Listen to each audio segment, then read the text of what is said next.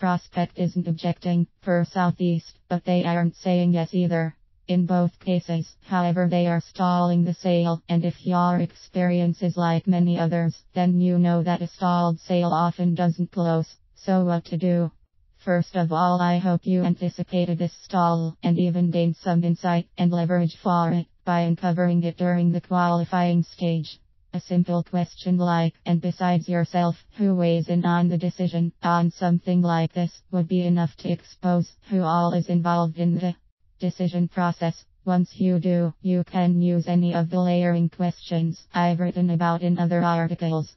But if you have found this out, and you still get this stall when you ask for the deal at the end of your presentation, then you don't want to say what 80% of your competition says when they get this objection, which is, when should I check back with you?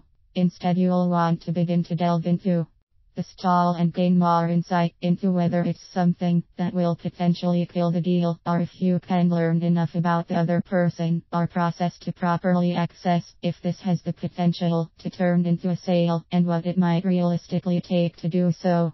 So the key to this stall is to begin questioning your prospect to learn as much as you can about the other person's buying motives and their process. As you begin asking some of the questions below, you'll find that the more information they have about the other person's process, the more likely it is they are involved in the buying decision, and the less they know, the less involved they generally are, and unfortunately the less likely it is they can influence them.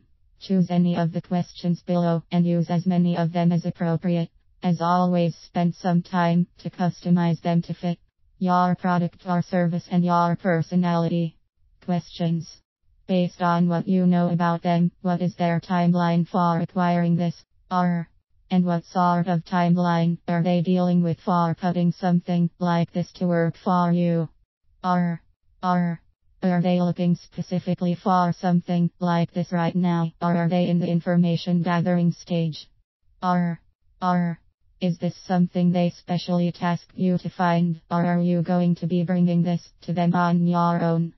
Or, what questions can you see them having on this? Or, what concerns can you see them having on this? Or, does he/she tend to make quick decisions on something like this? Or, what would be the biggest reason they would go for this? Or, who besides your supervisor would be weighing in on this decision?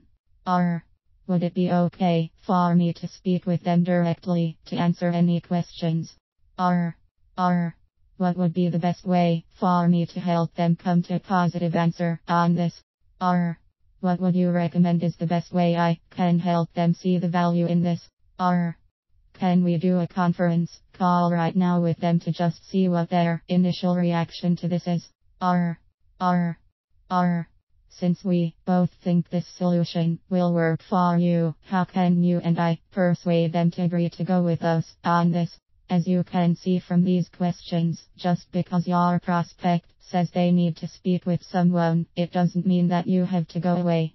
Instead, by asking questions and delving into the buying process and the decision-making process, you'll learn what it's going to take for you to advance and close the sale. Copyright C. 2015 Mr. Inside Sales.